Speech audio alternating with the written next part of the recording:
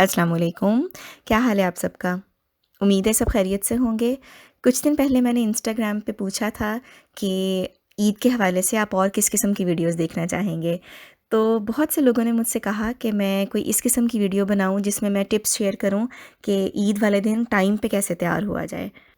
तो अगर आप हमेशा कहीं जाने में लेट हो जाते हैं या फिर ईद के काम इतने ज़्यादा होते हैं कि आप उनको मैनेज नहीं सही तरीके से कर पाते, या सारा दिन आपका किचन में गुजर जाता है और आपको ख़ुद ईद एंजॉय करने का कोई टाइम नहीं मिलता, तो आज की वीडियो एंड तक ज़रूर देखिएगा, क्योंकि आज मैं आपसे बहुत मज़े मज़े की टिप्स शेयर करूँगी जिससे आपका ईद का काम जो है वो काफ़ी हद तक ईज़ी हो जाएगा। कम तो नहीं हो सकता, ज़ाहिर है जो काम है वो तो करना ही है, लेकिन उनको मैनेज करना थोड़ा आसान हो जाएगा। तो चलिए वीडियो स्टार्ट करते हैं।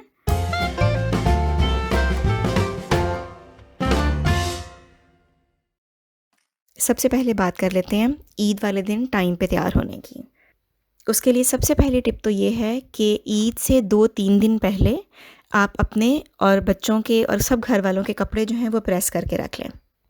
और जब आप कपड़े प्रेस करें तो साथ ही आपने जो जो चीज़ें उस ड्रेस के साथ पहननी है वो भी निकाल लें। जैसे अगर आपने अपना जोड़ा इस्त्री किया है तो साथ आपने जो चूड़ियाँ, ज्वेलरी और जो भी हेयर एक्सेसरीज़ वगैरह जो कुछ भी आपने यूज़ करना है वो सब निकाल के एक पाउच में डाल के उसको हैंगर के साथ ही हैंग कर दें।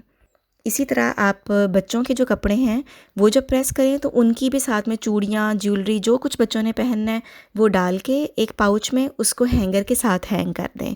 इसी तरह जब आप मर्दों के कपड़े इस्त्री करें तो उनकी भी जो चीज़ें हैं, मोज़े वगैरह सब, वो भी डाल के एक पाउच में उनके कपड़ों के साथ हैंग कर दें। उससे क्या होगा कि ईद वाले दिन बार बार आपको सब आवाज़ नहीं देंगे कि मेरी फ़लाँ चीज़ किधर है, मेरी फ़लाँ चीज़ किधर है। सबको पता होगा कि यहाँ मेरी चीज़ें पड़ी हैं, जो कुछ मैंने पहनना है, और बच्चे भी खुद तैयार हो सकेंगे और घर के जो मर्द हैं वो भी खुद आराम से तैयार हो जाएंगे। आपको बार बार उनको जा जा के चीज़ें नहीं पकड़ानी पड़ेंगी। ख़ास तौर पे अगर घर में छोटे बच्चे हैं, उनकी चीज़ें आप इस तरह से रेडी कर दें तो घर का कोई भी फ़र्द जो है वो बच्चे को भी तैयार कर सकता है और आपके लिए टाइम जो है वो थोड़ा सेव हो जाएगा।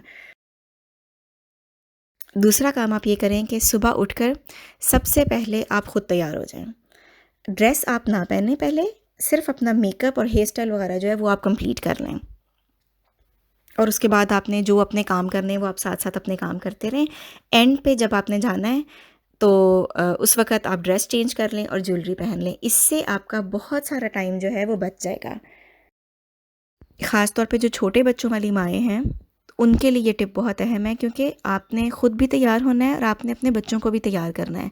तो अगर आप ये सोचें कि मैं एंड पे तैयार हो जाऊँगी, तो एंड पे कोई टाइम नहीं बचता। इसलिए अपनी तैयारी जो है, अपना मेकअप और हेयर स्टाइल वगैरह जो है वो आप हमेशा पहले बना लें, जोड़ा बेशक आप बाद में चेंज कर लें। अगर आपको मेकअप करने में बहुत टाइम लगता है तो आप एक रात पहले ही अपना जो मेकअप है उसको निकाल के ड्रेसिंग टेबल पे रख दें। होता क्या है कि जब हम इस सोच में पड़ जाते हैं कि अच्छा मैं इसके साथ लिपस्टिक कौन सी लगाऊं या मैं इसके साथ आई शेडो कौन सा यूज़ करूं, इन चीज़ों में हमें एहसास नहीं होता, लेकिन इसमें टाइम बहुत ज़्यादा वेस्ट हो जाता है। तो अगर आप ये काम एक रात पहले कर लेंगे तो आपका बहुत सारा टाइम जो है वो सेव हो जाएगा। इसके अलावा अगर आपने सफ़र पे जाना है ईद वाले दिन या ईद से पहले, तो बच्चों का जो बेबी बैग होता है वो आप पहले ही रेडी कर लें। उसमें बच्चों का एक्स्ट्रा एक सूट, डायपर्स और वेट टिश्यूज़, जो भी बच्चों की चीज़ें होती हैं वो सारी आप पहले से रेडी कर लें, तो उससे भी आपका काम जो है वो आसान हो जाएगा। कहने को ये छोटी-छोटी बातें हैं कि इंसान सोचता है कि ये इसमें कौन-सा टाइम लगना है, 2 मिनट में चीज़ें रखी जाएँगी। लेकिन जब एंड टाइम के ऊपर जब ये छोटे-छोटे काम सारे इकट्ठे हो जाते हैं ना, तो फिर उसमें काफ़ी टाइम लग जाता है। इंग्लिश का एक मुहावरा है कि small decisions weighs you more, यानी ये जो छोटे-छोटे काम होते हैं ये आपको ज़्यादा थका देते हैं बनिस्बत बड़े कामों के। तो ये इस तरह के जो छोटे-छोटे काम होते हैं वो आपको टाइम से पहले ही कर लेने चाहिए, ताकि एंड टाइम के ऊपर आपको आपका ज़हन जो है वो स्ट्रेस फ्री हो जाए। इसके अलावा कोशिश करें कि आपके जो फैमिली मेम्बर्स हैं उनकी आप जितनी हेल्प ले सकते हैं लें। मैंने देखा है बाज़ घरों में औरतें हर तरफ भाग रही होती हैं, बच्चों को भी तैयार कर रही हैं, खुद भी तैयार हो रही हैं, घर भी समेट रही हैं। तो अपने काम को थोड़ा-सा कम करने के लिए और अपने स्ट्रेस को कम करने के लिए अपने फैमिली मेंबर्स को अपने कामों में शामिल करें। जैसे आपने जब कपड़े वगैरह प्रेस करके रखे हैं, आप अपने बच्चों को समझाएँ कि ईद के दिन यहाँ आपके कपड़े पड़े हैं, हर चीज़ इधर पड़ी है, आपने खुद तैयार होना है, बार-बार मुझे आवाज़ें नहीं लगानी। साथ आप उनको समझाएँ कि जो कपड़े आपने चेंज कर लिए हैं, वो धोने के लिए आपने लॉन्ड्री बास्केट में डालने हैं, या अगर आपने वॉशरूम यूज़ किया है, नहाए हैं, तो आप लोगों ने खुद बाथरूम जो है वो साफ़ करके उसके बाद बाथरूम से निकलना है। इसी तरह जो हस्बैंड्स हैं उनको भी आप कह सकती हैं कि यहाँ आपके कपड़े जो हैं वो तैयार करके मैंने रख दिए हैं ईद वाले दिन, ताकि आपको सारी चीज़ें एक जगह पे मिल जाएँ। इससे एक तो आपका अपना काम कम हो जाएगा, दूसरा आपके बच्चों में और घर वालों में एक एक डिसिप्लिन की आदत पैदा होगी।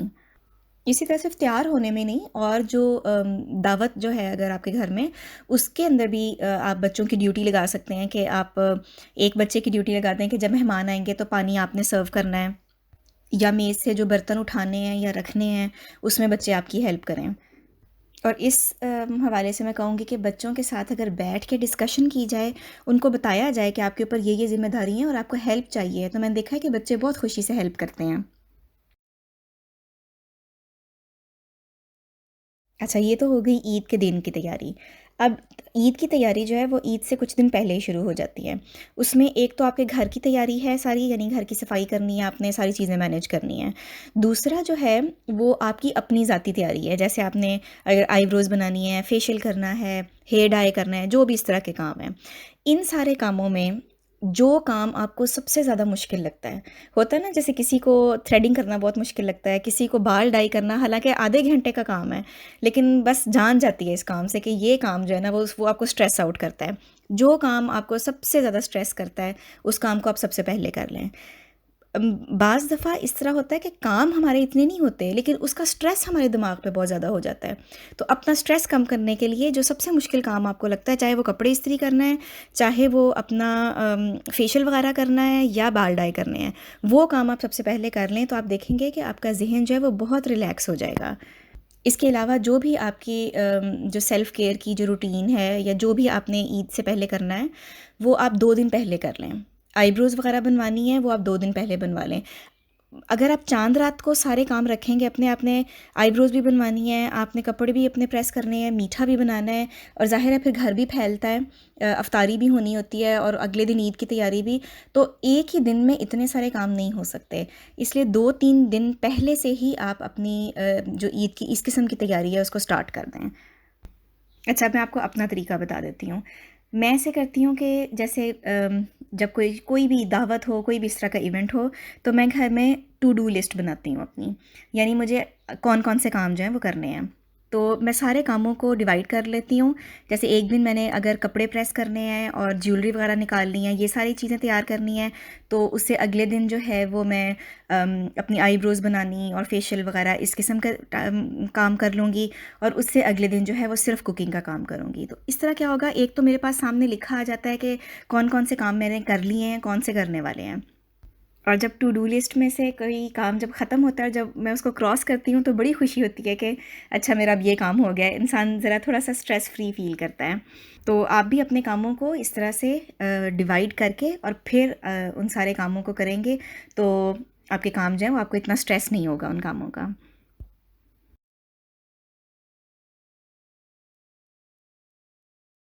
अच्छा जी, अब ईद की तैयारी हो गई, कपड़े जोड़े, सब कुछ रेडी हो गया। मेन एक चीज़ जो रह गई है वो है ईद का मेन्यू। अगर तो आपने कहीं जाना है दावत पे, फिर तो आपके मज़े हैं। आपने बस तैयार होना है और घर में सिर्फ़ नाश्ता-वाश्ता होगा और फिर आप दावत पे चले जाएँगे। लेकिन अगर आपके घर पे दावत है, फिर तो बस आप तैयार हो जाएँ, ढेरों-ढेर कामों के लिए। एक तो आपको घर भी ज़ाहिर है सही तरीके से डीप क्लीन करना होगा। दूसरा ये है कि ईद का मेन्यू क्या होगा, और फिर मेन्यू के हिसाब से सारी कुकिंग भी आपने करनी है। अच्छा जी, सबसे पहले तो जो घर की आपने डीप क्लीन करना है ना, वो आप ईद से 1 हफ़्ता पहले आपकी कंप्लीट हो चुकी हो। ईद से 1 दिन पहले आपने सिर्फ़ जो मेन सफाई होती है, जो हम रोज़मर्रा करते हैं, वो करनी है। तो आप क्या करें कि चाँद रात को आप पूरा घर समेट के सोएँ। रात में जो भी चीज़ें बिखरी हुई हैं उनको उनकी जगह पे रख के, और अगर आपने होवर करना है या अगर आपने फ़र्श जिस तरह भी साफ़ करते हैं आप वो करना है, ये सारे काम आप करके सोएं। और ख़ास तौर पे आपका किचन जो है वो मुकम्मल तौर पे साफ़ हो, ताकि अगले दिन आप काम जो है वो ज़ीरो से स्टार्ट करें। अगर आपका एक दिन पहले का ही काम अगले दिन पड़ा होगा तो आपसे सारा काम जो है वो मैनेज करना बहुत मुश्किल हो जाएगा। अच्छा, इसके अलावा जो ईद का मेन्यू होगा वो आपका कम से कम 2-3 दिन पहले डिसाइड हुआ हो। उसका ये फ़ायदा होगा कि आपने उस हिसाब से जो भी ग्रॉसरी करनी है, जो आपने चीज़ें बाज़ार से मंगवानी हैं, वो आपके टाइम पे आ जाएंगी और आप उसकी तैयारी जो है वो पहले से कर सकते हैं। दूसरा ये है कि अगर आप अकेले हैं बिल्कुल और आपको कोई हेल्प नहीं है कुकिंग में, तो फिर आप कोशिश करें कि मेन्यू इस तरह का बनाएं जिसमें बहुत सारी डिशेस जो हैं वो पहले से आप तैयार करके रख सकें। मिसाल के तौर पे जैसे चिकन पुलाव है, उसका आप चिकन का मसाला आप रात को बना के रख सकते हैं, यखनी उसकी बना के रख लें। अगले दिन आपने सुबह चावल भिगोने हैं और बस चावलों का दम लगाना है तो आपका पुलाव रेडी होगा। इसका 50% काम पहले हो सकता है। शामी कबाब हैं, चिकन पुलाव के साथ अच्छे लगते हैं। शामी कबाब आप पहले से बना के फ्रीज़ कर सकते हैं। या अगर आपने चिकन रोस्ट बनाना है तो उसको भी आप 1 हफ़्ता पहले भी अगर आप चिकन रोस्ट साफ़ करके उसके ऊपर मसाला लगा के उसको फ्रीज़ कर दें। ईद वाले दिन आपने सुबह उसको निकाल दें फ्रीज़र से, तो वो ख़ुद ब खुद थॉ हो जाएगा, यानी मेल्ट हो जाएगा, और उसको आप ओवन के अंदर रख दें तो आपका रोस्ट जो है वो मेहमानों के आने तक रेडी होगा। इसके अलावा जो गोश्त का कोरमा होता है, बीफ का या मटन का, उसको पकाना बहुत आसान होता है। कुकर के अंदर आप उसको आधे घंटे में आराम से आपका कोरमा बन जाता है। तो इस तरह की जो क्विक डिशेस होती हैं वो अकेले लोग जो हैं जिनको कोई हेल्प नहीं है उनके लिए बनाना बहुत आसान होती हैं। तो इस वजह से मेन्यू जो है वो ध्यान से चूज़ करें। या फिर सबसे अच्छा काम होता है ग्रिल, यानी बारबेक्यू कर लें, क्योंकि उसमें आप मसाला वगैरह लगाना आपका काम है, लेकिन बाकी सारा काम जो है वो घर के मर्द संभाल लेते हैं, तो आप आराम से बैठ के खा सकते हैं। तो ये तो बहरहाल हर घर की अपनी चॉइस होती है, लेकिन फिर भी मैं कहूँगी कि इस तरह का मेन्यू चूज़ करें जो आपके लिए पकाना आसान हो। इसके अलावा अगर आपके घर में दावत है दोपहर में या रात में, तो आपने अगर नाश्ता भी देना है ज़ाहिर है घर वालों को, और दोपहर का भी खाना देना है, तो फिर आप उस टाइम पे कोई सिंपल और क्विक काम करें। ये नहीं हो कि आप सुबह नाश्ता भी इतना हैवी बना रहे हैं, उसके बाद दोपहर को भी खाना देना है, फिर रात को भी खाना देना है। तो ये चीज़ें थोड़ी सी आपको ख़ुद मैनेज करनी पड़ेंगी कि आपकी फ़ैमिली के हिसाब से आपको क्या चीज़ सूट करती है, लेकिन अपने ऊपर इतना बर्डन ना डालें कि आप ईद को एंजॉय ही ना कर सकें। अच्छा, अब ईद की तैयारी भी हो गई, मेन्यू भी हो गया, सब कुछ हो गया। अब बारी आती है ईद वाले दिन, आपने जब खाना सर्व कर दिया और उसके बाद फिर आपने घर समेटना है, और उस टाइम पे तक इतना थक चुके होते हैं कि दिल नहीं करता कुछ भी करने को। अगर आप अफ़ोर्ड कर सकते हैं तो कोशिश करें कि उस दिन आप डिस्पोज़ेबल बर्तन इस्तेमाल कर लें। ख़ास तौर पे अगर आपके घर में बड़ी गैदरिंग है तो आपने जो चीज़ें डिश आउट करनी है, जो आपने खाना जो है वो पेश करना है, वो भी डिस्पोजेबल डिशेज़ में कर लें, और जो जिन प्लेट्स में मेहमानों ने खाना है वो भी डिस्पोजेबल आप इस्तेमाल कर लें। और साथ ही आप एक बिन भी रख दें ताकि जो बर्तन हैं वो आप साथ के साथ समेट सकें। इस तरह आपका काम जो है वो बहुत आसान हो जाएगा। अगर आप अफ़ोर्ड नहीं कर सकते या आपके यहाँ इस चीज़ को बुरा समझा जाता है, तो फिर दूसरी सूरत ये है कि मेहमानों के आने से पहले आप जो भी खाना वगैरह आपने बनाया है वो सर्विंग डिशेज़ में डाल के आपका किचन साफ़ हो चुका हो। उससे फिर क्या होगा कि बाद में आपने सिर्फ़ जिन प्लेट्स में मेहमानों ने खाना खाया है वही सिर्फ़ धोने वाली होंगी। अगर मैंने देखा है कि किचन जो है वो दावत से पहले कंप्लीटली साफ़ ना हो, तो फिर बाद में समेटना उसको बहुत मुश्किल हो जाता है, क्योंकि ऊपर से और बर्तन धोने वाले आ जाते हैं और इतना मैस हो जाता है कि वो देख के ही दिल करता है कि अब किचन में ना ही जाया जाए तो बेहतर है। इसलिए साथ के साथ बर्तन धोते रहें किचन में, और साथ के साथ सफाई करते रहें। अगर आपने पहले से काफ़ी सारी कुकिंग कर ली हुई है तो फिर आपके लिए ये चीज़ आसान होगी, लेकिन अगर आप एंड टाइम पे सब चीज़ें बनाते हैं तो फिर थोड़ा-सा मुश्किल हो जाता है। मेरा ख़्याल है कि यही सब काम होते हैं सबके घरों में ईद पे। इसके अलावा आपके घर में और कौन-कौन से काम किए जाते हैं ईद के मौके पे, वो मुझे ज़रूर बताइएगा, और आई होप कि ये वीडियो आपके लिए फ़ायदेमंद साबित हुई हो। इसके अलावा अगर ईद के कामों की मैनेजमेंट के हवाले से कोई भी टिप्स हैं आपके पास तो हमसे ज़रूर कमेंट्स में शेयर कीजिएगा, ताकि हम सबको इससे फ़ायदा हो। मैं आपसे मिलूँगी अगली वीडियो में किसी नए टॉपिक के साथ। तब तक के लिए अल्लाह हाफ़िज़।